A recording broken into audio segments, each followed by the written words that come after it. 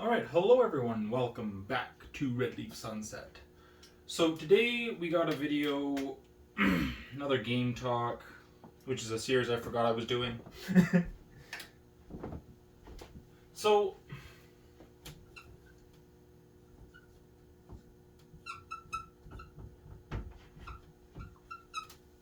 the problem with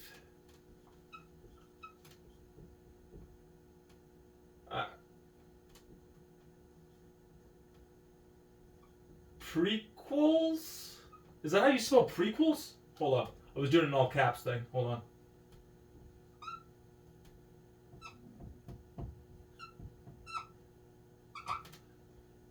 I think. Yeah, I think.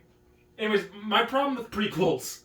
So, some good examples of prequels are Red Dead. Oh my god, what am I doing? What am I doing? Red Dead Redemption 2. That's a very popular one. I'm trying to think of some others.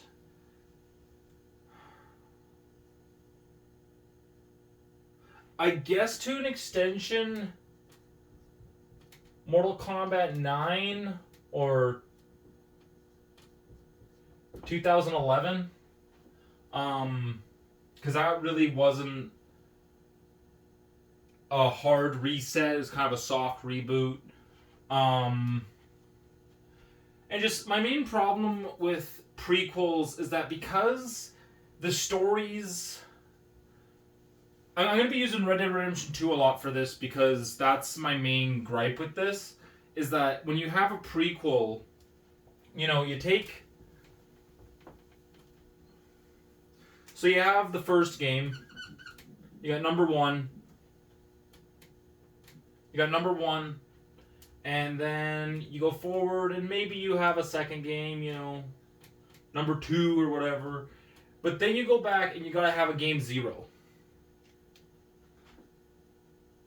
But the only thing is, when these first 2 games came out, game 0 wasn't even a thought. So now, there's jumps in logic and there's jumps in believability, because like in Red Dead Redemption 2, which we will just use this example, the first game takes place after the second game. So the events in the second game predate the events in the first game. That's a prequel. Here's the problem, is that in the first game, like in Red Dead Redemption 1, John doesn't mention Arthur or Sadie or Charles or anybody who had a really big impact on him in the second game. So it's like, if the second game had come out and then the first game came out, you know there would be references to Arthur, Charles, Sadie, and John would at least mention them. They kind of explain it in a way as like John doesn't really like talking about it, but they reference they reference Arthur all the time in the epilogue.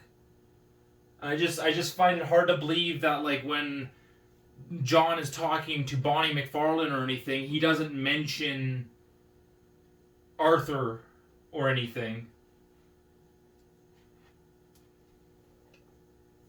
And then it kind of works the other way, because then if you go to the second game, Red Dead Redemption 2 doesn't really do it that much.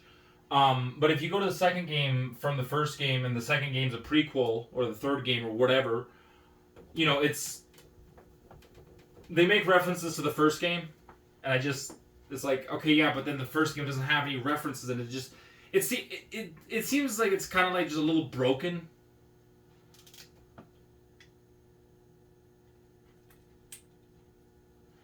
So I think the best way to do a prequel is to have it in your mind that if you're confident in this game, confident in the first game, that you will have subsequent games after that, and keeps going until, whenever you want to end it. I think games would really... I think it would create intrigue. I think it would create storylines and story hooks if you referenced things that you don't get to see in the first game. And I think that will drive sales up for a game that is a prequel. I think it will drive interest in the game's story, and it will, and that will be able to make you into a second game. And then, what you want to do with the second game is go anywhere from there, right? You can go further back, you can go forward, you can do an intermediate time, you can do another story in the universe, but separate from the first story. Just something like that. So I think what you need to do is, if you're going to do this, you're going to do a prequel, you have to, I think, plan it out for... I mean, I'm not saying it doesn't work. the Red Dead Redemption games are some of the best I've ever seen. Red Dead Redemption 2, when I did that playthrough, and I ranked it, it got, I think, a 56, which is the highest ranked game so far, and will probably be the highest ranked game for a long time. I believe it is the only game that's actually in the great category. So, But I think you have to set it up. See, what I would have done... Because Rockstar already had some drive with Red Dead Redemption, the first one. Red Dead Redemption 1. Because Red Dead Revolver had come out in 2006... So in 2010, when Red Dead Redemption 1 came out, there was already, they're like, oh, that's the second part to Red Dead Revolver. It was not. Red Dead Revolver doesn't take place in the same universe. Maybe. I don't know. There's no real actual lore on how much Red Dead Revolver actually takes place in the Red Dead Redemption universe, because people in Red Dead Redemption will talk about it, about Red Dead Revolver, but it's kind of more like legends. So I don't know. Maybe Red Dead Redemption 3 they'll have something like that. Honestly, if they just did a re-release of Red Dead Revolver, I'd play that. I played the original one. It's up on my channel if you guys want to go see that. That was a really fun one to do. If they did a remaster, re-release, whatever, I would play through that and see how it's different. But that's getting off topic. So, do I think prequels need to do it in this way that I said? No. Like I said, Red Dead Redemption 2 did a really good job. I'm not taking anything away from that game by saying that. But now when I go back and play Red Dead Redemption 1, I'm gonna feel like why wouldn't John at least talk to somebody about, Arthur, or make references to Arthur or other gang members. When he talks to Landon Ricketts, he could have been like, oh yeah, Landon Ricketts, I had an old friend that told me about you or something. But, it's nothing, I guess. But, I feel like it throws a wrench into the cogs of the story, because now you have to go back and you have to make things make sense. And I also feel like prequels kind of, how it's gonna end. I mean, with Red Dead Redemption 2, you knew that the gang was gonna break up because you played through the first one, so you knew it was gonna break up at some point. You knew that most of the people in that story were going to die because they're not in the second game and they're not even mentioned. So there's a lot of that going on. So you kind of know how the story's going to end. Borderlands, the pre-sequel, I think did it really good. You still knew what was going to happen, but I never played I'm not a big Borderlands guy. I don't find the games all that fun. But it's still a great series, still a great game. I think a lot of people really like it, and I do think it's one of the more popular games, which it is. But yeah, I never played the pre-sequel, but because that's what they called it, the pre-sequel instead of the prequel, because it was the very first of events of the game that you could play. Anyway, I just feel you can't go anywhere different in the story. You can't go. You can't do what you want to do. But I think if you approach it in that way, where you want to do a prequel, I think you can really hook people if you mention bits and pieces of the story for your planned prequel in the first game. People would be like, hey, I want to see that story, so I'm going to have support for this game. I'm going to play through this game, and I'm going to wait until the second one comes out and see what that's all about. Now, of course, you could just go, why bother with this whole thing and just make the first game the very first game? Well, then it's not a prequel. And I think ultimately that's the way to go, is that if you are planning to do a series where the stories are going to be interconnected and, characters will be referenced, I think you just gotta go 1, 2, 3, 4, 5, just in a chronological order. But one where you jump from the first game to the second game, which takes place before the first game, and now there's a little bit of what I'm gonna call spots in the story where it's like, it just seems weird that they're not mentioned, that they're not referenced, that they're not, anything. Like, it just, for a character as memorable as Arthur Morgan, it almost seems like a disservice that he's not mentioned. I mean, Arthur Morgan is one of the best video game characters. I'd even argue to say he is the best video game character that I know, that I have played, that I can't think of another character better written than he is. But yeah. But now, what if you want to do a game where, this is a little bit off topic, but a game that takes place in the same universe. A good one is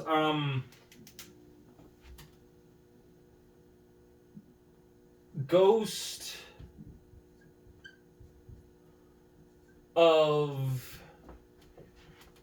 Yote.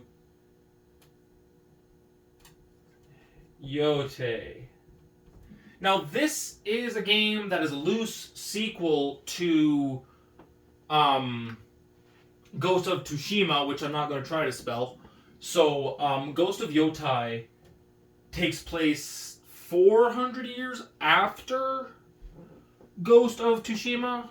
So, Ghost of Yotai isn't like a direct sequel, which means that it takes place in the same universe. All the stuff that happened in the first game did happen, and it is affecting stuff in this game. Only thing is that if you do it like that, where the game is indirectly related to the first game, then that is where a prequel could do some really good work. Because if Ghost of Yotai and Ghost of Tsushima switched places, it wouldn't be any different, except they would be released in different years. They'd just be switched around. I think that is a good way to do a prequel, is to have it be an indirect sequel. So the takeaway from this should be direct prequel, not like bad, because like I said, you could still have a very successful story with it. I just think it's a little weird that the first game doesn't reference the first game very much. And yeah, I think it gives you more freedom. Because if you have a game that's an indirect sequel, direct sequel, not as good.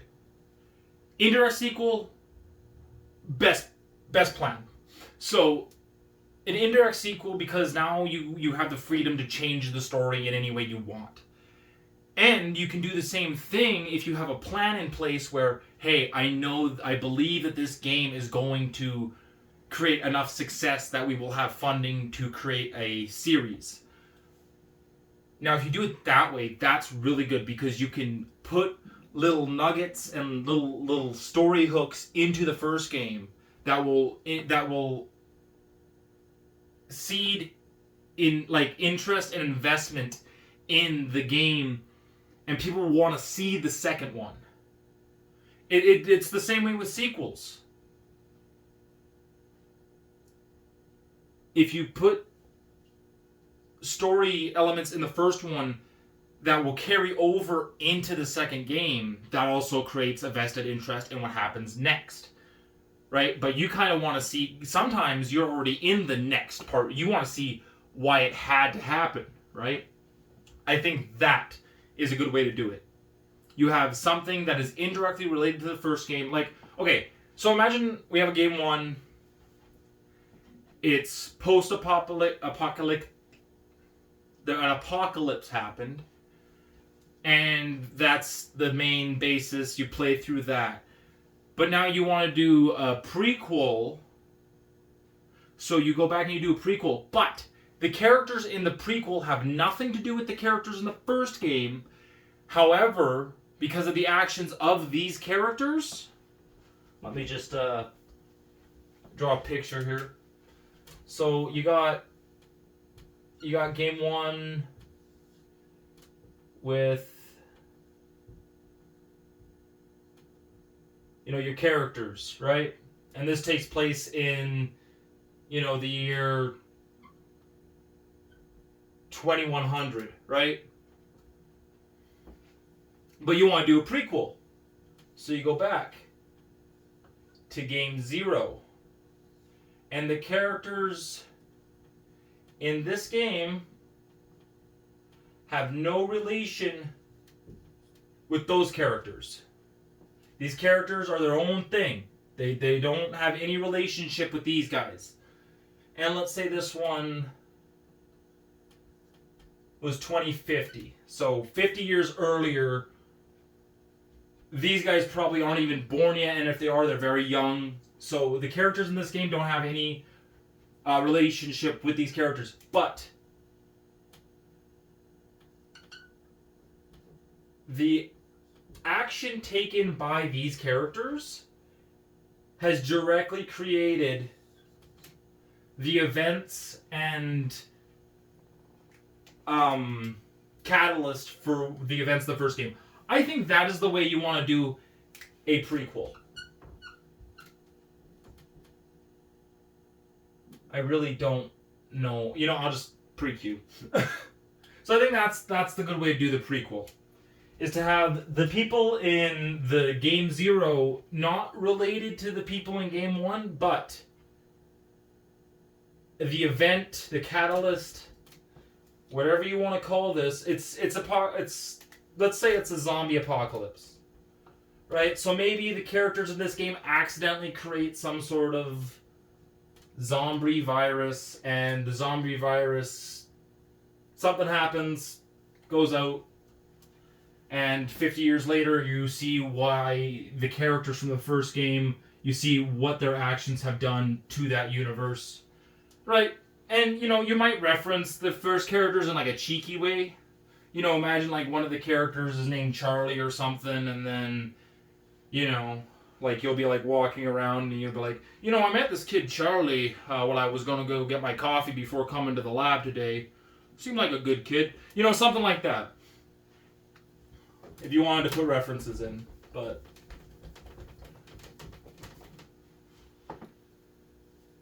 I think it's okay. But, that was just a quick little video that I wanted to, mention my issues with prequels. It's not like a big thing for me. Ultimately, prequels will be what they are, so, I don't think it's like a big issue. It's just something I wanted to talk about. But anyways, that will be it for this episode of Game Talk on the Red Leaf Sunset channel. So if, you guys don't mind, could you go about hitting the subscribe button? And if you really want to see some of these videos I've been talking about in this video, go check out my channel, Red Leaf Gaming. And Joseph's channel, he has some other games, not very big story ones, but he has a lot of good content on his channel, Sunset J. So I will see you guys in the next one. Like I said, don't forget to subscribe, like, comment, all that good stuff, and I will see you guys in the next one. Peace.